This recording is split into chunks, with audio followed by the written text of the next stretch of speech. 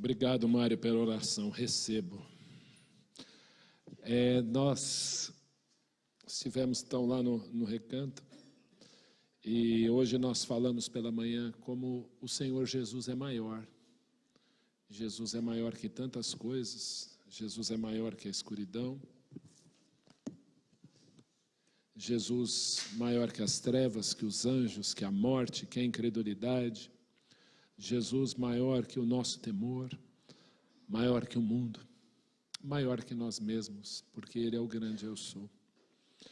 E a palavra de Deus nos diz, e vimos isso na semana passada, que o Senhor Jesus entra em Jerusalém montado num jumentinho, e fora da cidade, não dentro, Ele é aclamado, então, pelos seus discípulos, pelos seus seguidores como rei. Ele é aclamado, então, como Salvador. Talvez você esteja cantando essa música com a gente e se perguntou assim, quem é essa tal de Hosana? Né? Na verdade, Hosana é uma expressão aramaica que significa salva-nos, ou reconhecendo o Salvador. Então Jesus ali é aclamado como Salvador daqueles que creram nele. Mas ao passar pelo portão da cidade de Jerusalém, Jesus é açoitado, preso, e Jesus é crucificado. Tradicionalmente, a Bíblia não diz isto, Jesus teria morrido numa chamada Sexta-feira da Paixão. Essa é uma crendice, né? É algo que nós herdamos, mas se nós olharmos cuidadosamente a Escritura, Jesus Cristo disse que ficaria 3 dias e 3 noites no coração da terra. E quando Jesus então morre, né, quando ali a Páscoa, Ele é o Cordeiro, nós vimos que Jesus ressuscitou no primeiro dia da semana, e a Bíblia é muito clara dizer isso, né? Yom Aleph, que quer dizer o primeiro dia da semana. Eu não vou falar como é sexta-feira aqui, que vocês vão rir de mim. Mas a palavra hebraica para dia é Yom, com M. Então, o primeiro dia da semana é Yom Aleph, é o primeiro dia da semana. Sexta-feira, não vão dar risada, tá? Eu espero. É Yom Shishi. Sabia que vocês iam rir, né? E a Bíblia não fala que Jesus morreu nesse dia, mas fala que Ele ressuscitou ao primeiro dia da semana. E é interessante, se você fizer algumas contas para trás, nós vamos ver que não dá na Sexta-feira da Paixão, porque dá 1 dia e meio. Mas é tradição, importa sim que Ele morreu e que Ele ressuscitou ao primeiro dia da semana. Ao primeiro dia da semana, já na madrugada, quando as mulheres vão ao sepulcro, Jesus já não estava lá. E no costume judaico, o dia não começa no nascer do sol, mas o dia começa ao pôr do sol. Tanto que o judeu hoje, ele celebra o Shabat, já na sexta-feira, no pôr do sol. Estivemos em Jerusalém numa sexta-feira, num Yom Shishi, né? E é interessante as pessoas se retirando apressadamente porque o Shabat ia começar, né? Lembra bem disso? E é interessante, então, que o Senhor Jesus, Ele é crucificado. E Ele é sepultado, Ele é colocado naquela tumba gélida, e envolvido em lençol, e um lençol especial para a sua cabeça. E aquelas mulheres vão ali, e Jesus já não estava mais lá. E a beleza de Jesus ressurreto é tão grande que Maria Madalena, ao ver Jesus, primeiro ela não o reconhece, e segundo estava escuro, e ela viu 2 anjos, e ela conversou com esses anjos, ela ouviu esses anjos falarem que Ele havia ressuscitado. Mas quando ela vê a Jesus, ela sai para anunciar, ela simplesmente diz, vi o Senhor. Ela não disse, eu vi 2 anjos lindos, bonitos, mas ela disse, eu vi o Senhor, porque Jesus ofuscou todo o brilho daqueles anjos, porque Ele é Deus, e Deus que se fez carne, venceu a morte e ressuscitou, por isso Ele é maior que ela. No costume hebraico, na Bíblia, nós temos 7 festas destinadas a Israel. 7 ordenanças, festas rituais, solenes, que o povo de Israel tinha que celebrar. E na cidade de Jerusalém. A primeira festa foi celebrada ainda no Egito, quando eles eram escravos. E como é que se chamava? Vamos ver quem lembra. Não, a primeira. Pessah, ou Páscoa. A Páscoa. É interessante que eles separavam o cordeiro e no crepúsculo da tarde, ao pôr do sol, eles imolavam aquele cordeiro, eles matavam o cordeiro e passavam o sangue na verga e nos umbrais. Eles faziam, sem saber, esse gesto aqui, esse gesto de cruz, lá no Egito ainda, né? Sangue passado na verga e nos umbrais da porta. E quando aquele anjo passasse, ao vir o sangue, ele passaria por cima, passar por cima daquela casa, e aquela casa não veria destruição. Aqueles que estão por trás do sangue de Jesus passaram da morte para a vida, estão vivos e salvos por ele. Então a primeira festa é a Páscoa. A segunda era a festa de pães asmos, ou matzot, a festa de pães asmos. Era um pão sem fermento, ele não estragava, era um pão sem fermento. Às vezes o Edu, quando ele faz as massas, ele fala, Ion, essa é baixa fermentação. Quer dizer, ela é quase pura, ela é mais pura possível. Porque um pouco de fermento leveda a massa toda. E fermento na Bíblia tipifica pecado. Então era um pão sem fermento. E Jesus disse, eu sou o pão da vida. Ele é o pão sem fermento, o pão sem pecado. E aquele pão sem fermento, né, o judeu faz isso até hoje. Eles colocavam ervas amargas. Alguns judeus hoje põem uma geleinha, uma coisinha mais doce para poder comer, para não ficar tão amargo assim. Porque Jesus é aquele que levou a amargura do nosso pecado. Ele é a Páscoa, ele é o pães asmos. Mas há uma terceira festa. Qual é? Rabicurim, ou primícias. Ele ressurgiu. Então, os primeiros frutos que o israelita colhia, aquele molho de trigo, ele ajuntava, ele levava para o sacerdote faz esse movimento. E consagrava ao Senhor, fazendo esse movimento. Porque o trigo ele foi plantado e a semente morreu, mas nasce agora um trigo, nasce um novo trigo. Então a semente ela não pode germinar da vida se não morrer. E é isso que Jesus Cristo fez, ele morreu para que tivéssemos vida. Por isso ele é chamado de primícias. Há uma quarta festa chamada de Pentecostes, ou Shavuot, que quer dizer semanas, 50 dias após a Páscoa. E ali nós sabemos que aquela festa de Pentecostes, os israelitas comiam agora, não pão só sem fermento, mas agora com fermento. Agora o pão ele tem fermento, porque como Jesus é o pão perfeito, ele pode formar um corpo de pessoas imperfeitas, composta de judeus e gentios que creem no nome dele. Isso inclui você e a mim. E era interessante que essa festa de Pentecostes era interrompida imediatamente pela quinta festa chamada Shofarot, ou Shofar, ou festa das trombetas. Então eles estavam celebrando e de repente tocava o shofar. O que aquilo dizia? Que agora é um tempo de celebração, agora é um tempo de alegria. O Senhor então, ao toque da trombeta, nós vamos ler aqui, nós podemos ler em 1 Coríntios 15, e também em 1 Tessalonicenses 4, de 13 a 18, ao toque da trombeta, nós vamos embora daqui. Há uma sexta festa chamada de Yom Kippur, ou dia da expiação, ou dia do juízo. Ali o israelita, ele habitava dentro de sua casa e chorava, ele pranteava, porque era tempo de angústia. Nós sabemos que esse mundo, em breve, vai viver o tempo da maior angústia da história. E ainda não começou. Mas essa festa também era interrompida por uma festa chamada Tabernáculos ou Sukkot. Deus no meio dos homens. Há de chegar o dia em que o Senhor habitará no meio de nós. E nós estaremos para sempre com Ele. Mas eu queria me atentar a essa terceira festa. Logo depois da Páscoa e Pães Asmos, que eram festas simultâneas que os israelitas celebravam, eles imolavam o cordeiro, comiam pão, por isso que nós celebramos a ceia, porque naquela noite Jesus, ele entre aspas, quebra um protocolo e diz: está vendo esses pães que vocês comem desde lá do Egito? Sou eu. Sou eu.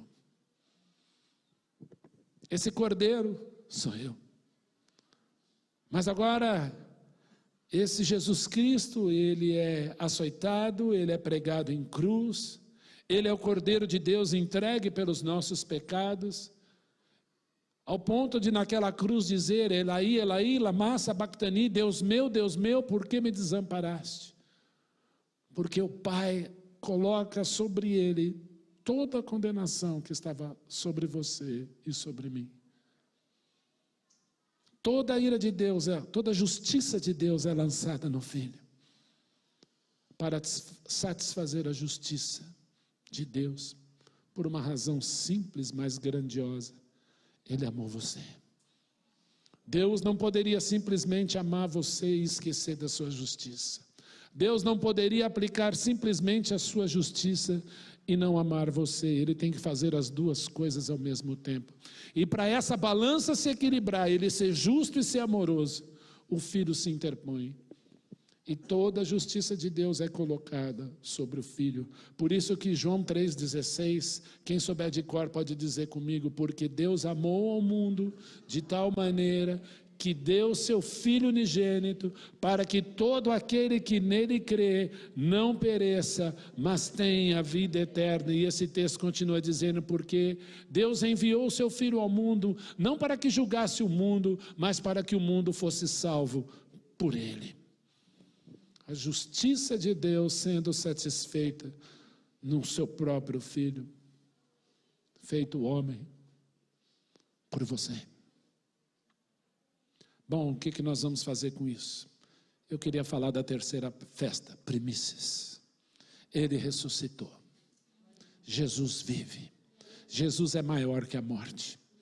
Quando nós estivemos em Jerusalém, eu lembro de entrar naquela tumba, esperei minha vez, eu entrei, junto com o Silvio. O Silvio é um amigo judeu que estava conosco na viagem, um judeu messiânico, crente em Jesus.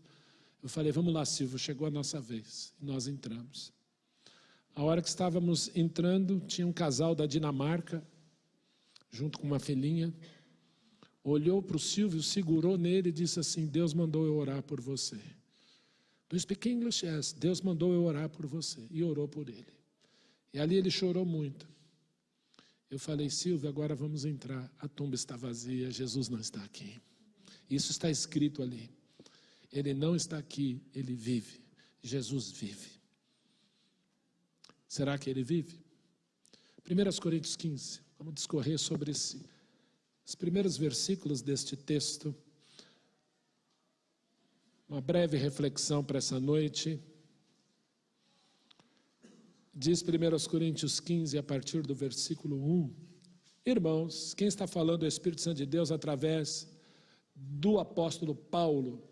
Irmãos, venho lembrar-vos o evangelho que vos anunciei, o qual recebestes e no qual ainda perseverais. Muitas vezes eu pergunto para jovens crentes, o que é evangelho? Uma vez eu perguntei para um jovem, o que é evangelho? Ele falou: aquele povo que fica andando com Bíblia debaixo do braço para lá e para cá. Não é evangélico, é evangelho. Alguns falam evangélico, né? O que é evangelho? A palavra evangelo significa boa nova, boa notícia, boa mensagem. Uma boa notícia. Imagina alguém chega assim: gente, olha, o governo cancelou o imposto de renda. Esse ano você não vai precisar pagar. Já pensou? Qual seria a sua reação? Uhul, mentira. Mas é uma boa notícia, não é? Seria uma boa notícia. Gente, a gasolina baixou, o álcool baixou, né? Não tem mais violência na cidade, estamos todos bem, livres dessas coisas. Uma boa notícia, quem não gosta de uma boa notícia? Ou quando você recebe a notícia que alguém nasceu bem, menino, oh, que coisa boa, menina, que bonita, ele queria tanto, já pensou? São boas notícias que nós recebemos. E qual é a boa notícia?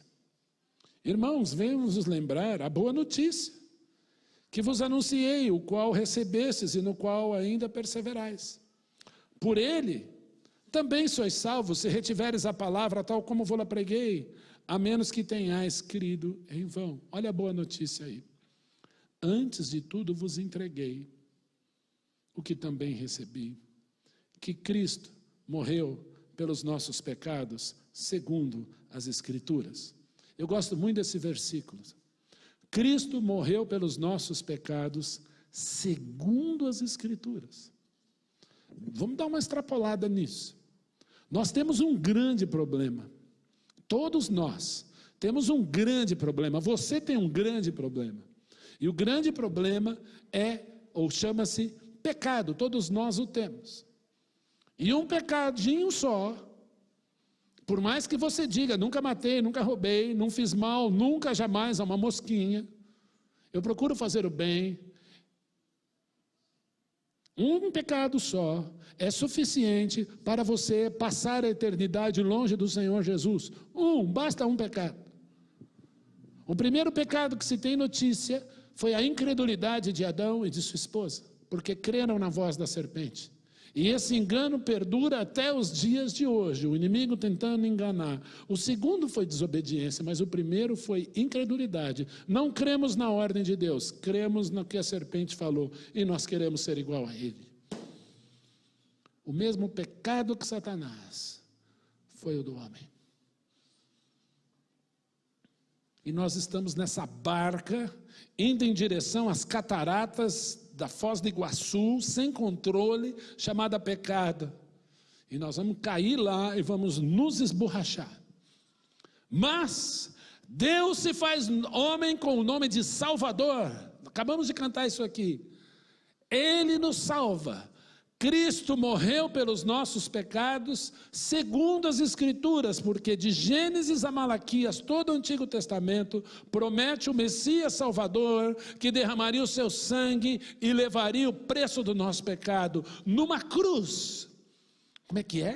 Você está falando que a cruz está no Antigo Testamento? Sim, Salmo 22. Sim, Salmo 69. Sim, Zacarias 12. Sim, Isaías 53. Vários textos das Escrituras mostrando que ele entraria em Jerusalém, 4 dias depois seria morto, crucificado pelos nossos pecados, segundo as Escrituras, e Jesus Cristo cumpriu todas elas. Vocês têm ideia de quantas profecias, quantas informações, quantas credenciais sobre o Senhor Jesus Cristo existem no Antigo Testamento, escrito 800, 1500, 1700 anos antes dele? Vocês têm ideia? Mais de 75, direto, que ele seria a semente de mulher de Sem, Abrão, Isaac, Jacó, que ele seria israelita, que ele seria da tribo de Judá, que ele nasceria em Belém, que ele seria sujeito aos pais, que ele seria obediente, que ele entraria em Jerusalém montado no jumentinho, que ele seria traspassado, que ele morreria em cruz, que ele teria seu lado traspassado, que ele ficaria morto e ao terceiro dia ressuscitaria. Isso tudo está lá, escrito muitos tempos antes. Ele morreu, ressuscitou segundo as Escrituras. Olha aí o versículo próximo. Foi sepultado, ressuscitou ao terceiro dia, mais uma vez, segundo as Escrituras.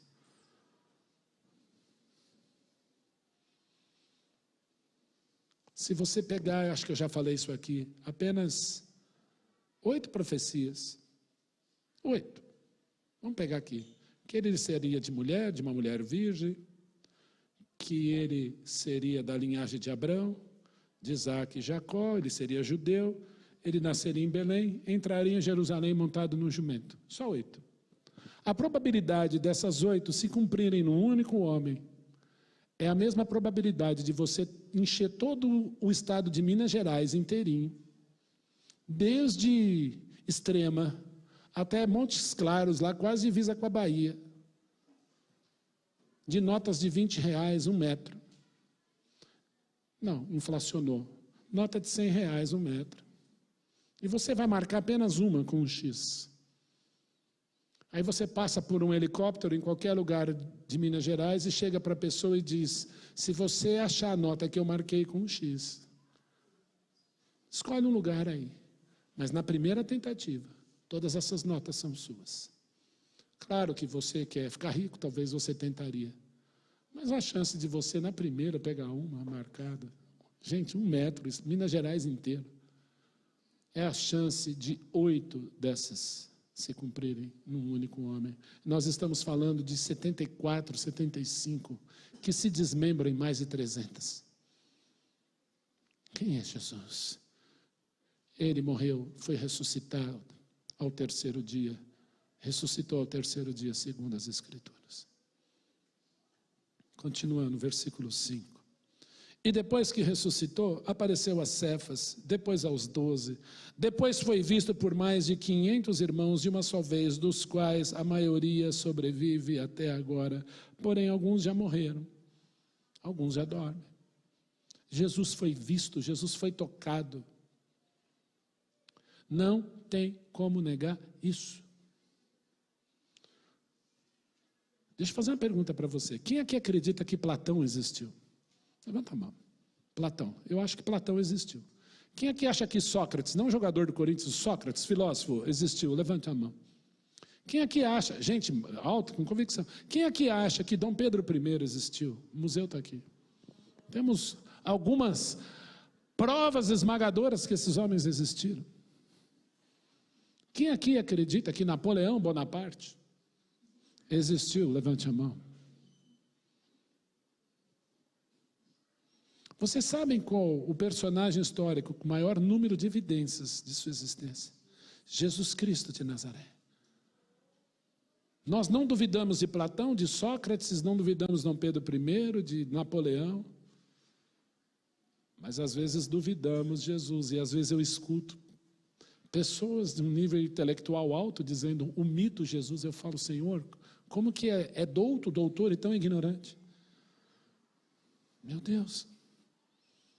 Jesus não é mitológico, Jesus é fato, e a sua ressurreição é assegurada por inúmeros historiadores. Eu queria convidar o mais cético dos homens a fazer uma visitinha de 10 dias em Israel, só de dar uma passeadinha. Só uma passeadinha. Dá uma olhadinha assim, e vê o nome dos lugares. Eu cheguei em Israel às 4 da manhã, cansado, 13 horas de voo, mais 3 horas. Olha, nunca vi tanta monotonia ficar dentro do avião, quase 20 horas. Aí você chega, vê uma placa escrito Jerusalém, escrito em hebraico. Eu falei: meu Deus, esse lugar existe. Aí você vê uma outra plaquinha escrita Belém, o dia amanhecendo, esse lugar existe. Olha, nós vamos ficar hospedados num lugar chamado Yad Hashmoná, e lá nas montanhas da Judéia, perto aonde que Saul levou a arca. Eu falei: esse lugar existe. Claro que tem muita invenção, né? Aqui caiu o cabelo de Sansão. Gente, isso não existe. Mas os lugares estão lá com aqueles nomes. Segundo as Escrituras, há testemunhas. Sugiro você ler um livrinho chamado Mais que um Carpinteiro, Josh McDowell, já foi tema de escola dominical. Leia. Dá uma lidinha, dá uma folhadinha nele. Prova para mim que Jesus é uma mentira. Prove para mim que ele é uma mentira e eu deixo de crer nele. Historicamente impossível. Eu tive o privilégio de ter aula de literatura com uma senhora chamada Norma Goldstein, judia da USP. Ela dava aula na faculdade onde eu me formei. E ela dizia, era judia: Bíblia também é cultura, Bíblia é um documento histórico confiável. Nós não podemos ignorar isso. É mais honesto você dizer assim: eu não quero saber desse livro, tá bom? Não serve para mim. Mas não negue que está aqui, sem provas. Senão você está repetindo o discurso sem saber. Papagaio ama fazer isso. Papagaio canta hino de time, chama o nome do vizinho. Eu lembro que tinha um louro perto de casa, né? Meu pai abriu a janela, o dia que nós mudamos para casa nova, o papagaio, corintiano, falou para ele. Eu falei, rapaz, o papagaio fala. Mas nós não. O Senhor nos deu isso aqui, ó. Para ter fé precisa evidência, para negar a fé também. Ok? Guarda isso para você. Testemunhas. Vamos continuar. Depois, versículo 7, foi visto por Tiago, mais tarde por todos os apóstolos. E afinal, depois de todos, foi visto também por mim, como que por um nascido fora do tempo, um aborto, porque eu sou o menor dos apóstolos, que mesmo não sou digno de ser chamado apóstolo, pois persegui a igreja de Deus. O apostolado tinha características. A primeira, só pode ser chamado de apóstolo quem for chamado pessoalmente pelo Senhor Jesus. Lembra que ele fez isso? Siga-me, anda comigo. Tem que ter sido testemunha ocular de Jesus.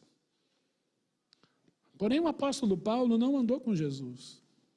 Por isso que ele fala, eu sou um nascido fora do tempo, eu persegui a igreja, mas a caminho de Damasco o Senhor diz para ele, Saulo, Saulo, por que me persegues? Quem és tu, Senhor? Eu sou Jesus a quem tu persegues. E o perseguidor da igreja se torna um dos maiores pregadores do evangelho. O mais perseguido deles, talvez. Ao ponto de dizer, eu trago em meu corpo as marcas de Cristo. E eu não sou digno de ser chamado apóstolo. Fecha parênteses. Mas pela graça de Deus, versículo 10, sou o que sou e a sua graça que me foi concedida não se tornou vã. Antes, trabalhei muito mais do que todos eles. Eu trabalhei mais que Pedro, mais que João, mais que Tiago. Todavia não eu, a graça de Deus comigo. Portanto, seja eu, sejam eles, assim pregamos e assim crestes. Ora, agora ele vai falar do tema aí. Se é corrente pregar-se que Cristo ressuscitou dentre os mortos, como, pois, afirmam alguns dentre vós que não há ressurreição de mortos? Nós temos uma sala aqui em cima chamada Sala Andrade. Eu já contei a história do Andrade. O Andrade era um presbítero que abriria essa igreja junto comigo. E em junho, nós abrimos em agosto, e em junho ele faleceu um ataque cardíaco, um infarto fulminante.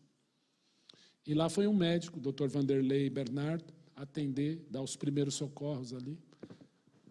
E eu lembro do Vanderlei me contar que ele viu o Andrade ali, tentaram reanimá-lo, né? Desfibrilador, aqueles choques, aquelas coisas todas e nada. E ele pôs a mão, médico, gente, cirurgião torácico do INCOR, pôs a mão sobre ele e disse assim, Jesus, eu creio no teu poder de ressuscitar o Andrade dentre os mortos. E eu oro em nome de Jesus. Amém. E o monitor ali, nada mudou. Por que ele fez essa oração? Porque Cristo ressuscitou. Porque Cristo vive. Alguns dizem, não há ressurreição de mortos. Desculpa, gente, mas o meu Jesus está mais vivo do que nunca. Ele apareceu a João e disse, eis que estou vivo pelos séculos dos séculos. Estive morto, mas agora eu estou vivo para sempre. Jesus vive, eu falei com ele hoje, e eu tenho certeza que ele me ouviu. Jesus vive porque eu tenho certeza que ele está falando com você todos os dias. Ele não me deixou sozinho e deixou a promessa do seu Santo Espírito em mim, que me faz fazer a vontade dele. É isso que Paulo chama de graça. Não porque eu sou melhor que os outros, mas a graça de Deus em mim. Porque o seu Espírito habita em mim. Porque Cristo habita em mim na pessoa do seu Santo Espírito. Versículo 13. E se não há ressurreição de mortos, então Cristo não ressuscitou. Gente, é um enigma, é simples. Se não há ressurreição de mortos, Jesus não ressuscitou. E olha agora, e se Cristo não ressuscitou, vã é a nossa pregação, vã é a nossa fé. Estamos perdendo tempo aqui. Vamos embora assistir Fantástico. Ou você está investindo em coisas que ninguém vai roubar de você jamais. Quem é esse povo doido que se reúne todo domingo, às 6 horas da tarde, para louvar, cantar cânticos para um Deus que não existe, que não ressuscitou? Estamos perdendo nosso tempo aqui, a nossa fé é vã, a nossa pregação é vã. Mas por que nós vamos para a rua? Porque nós temos visto pessoas se dobrarem diante do Senhor Jesus e terem suas vidas transformadas. Hoje, em 2023, se alguém aqui que já teve a vida radicalmente transformada por Jesus Cristo de Nazaré, por favor, levante uma das mãos. Amém, aleluia. Como diz a música, esse cara sou eu também. Jesus faz isso.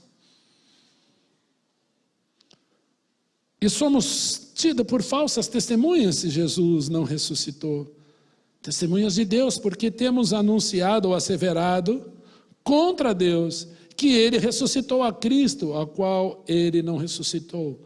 Se é certo que os mortos não ressuscitam, mas nós sabemos que Jesus ressuscitou, sendo Ele as primícias. Ele é aquele que ressuscitou com um corpo que não morre mais. Dá uma olhadinha no versículo 20. Mas de fato Cristo ressuscitou dentre os mortos, sendo Ele as primícias. Ele é aquela festa das primícias dos que dormem. Páscoa é morte, primícias é ressurreição. Ele ressuscitou. Vamos terminar o nosso texto. Volta lá para o versículo 16. Porque se os mortos não ressuscitam, também Cristo não ressuscitou. E se Cristo não ressuscitou, é vã a vossa fé. E se a nossa fé é vã, Cristo não ressuscitou, ainda permanecereis nos vossos pecados, ou permaneceis nos vossos pecados. E se nós permanecemos nos nossos pecados, vamos passar a eternidade longe de Deus. Porque Cristo tinha que morrer na cruz, ser sepultado, mas Ele ressuscitou para vencer a morte. Simples, o salário do pecado é a morte, e a solução para esse pecado é Jesus Cristo na cruz, por você e por mim.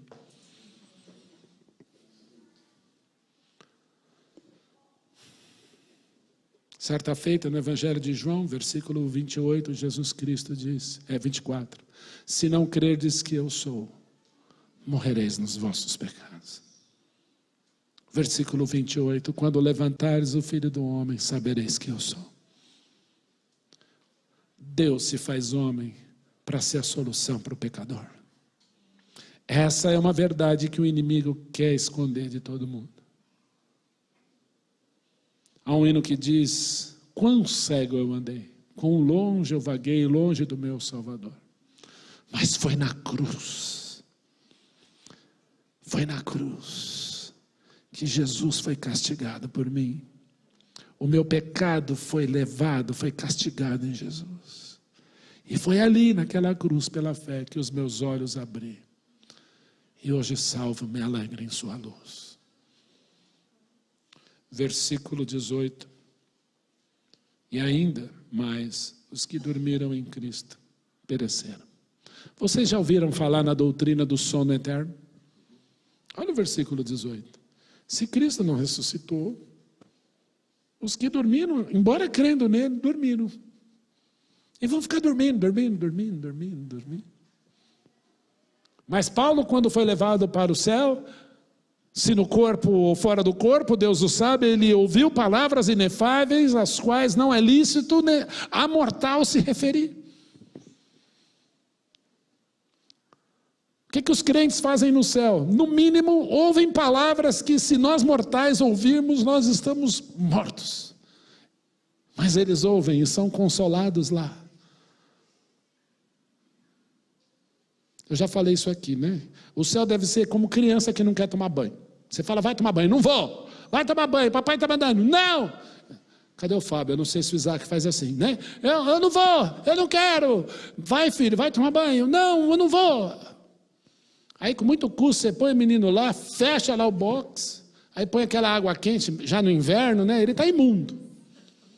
E não sei, esses meninos sujam tanto a barriga que eles ficam com sabão só aqui assim.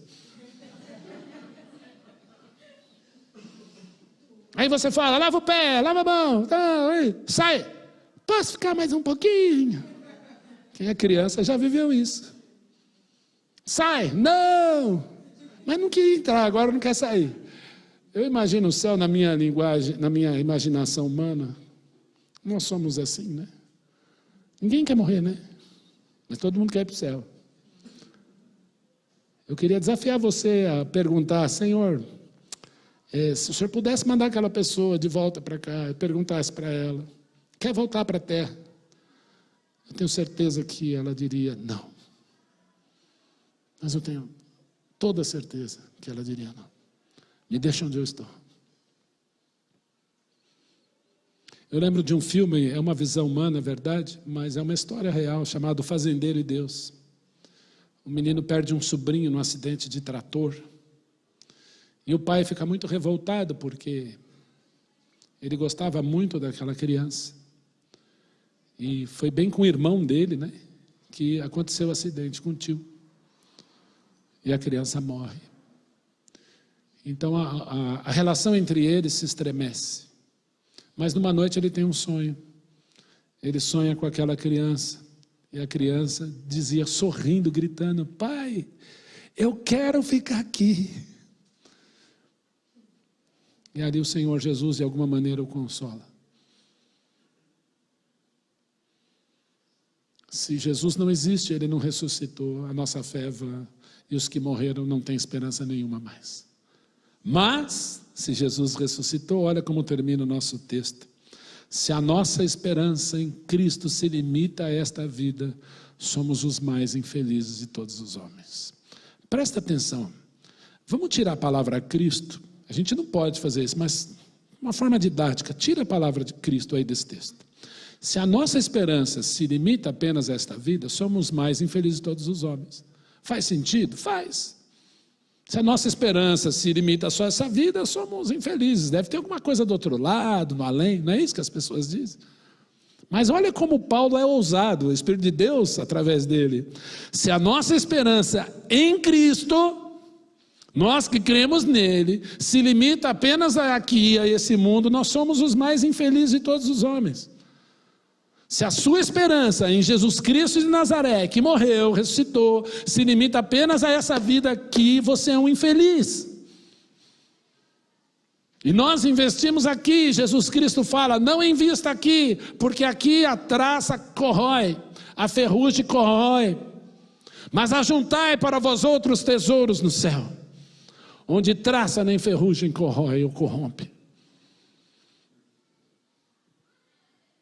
E toda vez que eu leio esse texto, eu gosto de invertê-lo, fazer uma máxima. Tirar a palavra não. Olha aí, se a nossa esperança em Cristo, inserir a palavra não. Se a nossa esperança em Cristo não se limita apenas a esta vida, somos os mais felizes de todos os homens. Amém? Nós somos felizes porque a nossa esperança em Cristo Jesus não se limita só aqui. Aqui tudo vai passar. Nós vamos para um acampamento, abrimos a Bíblia, cantamos, ficamos roucos, corremos para lá e para cá, ministramos a palavra um ao outro, sabe por quê? Porque a nossa esperança não se limita apenas a essa vida.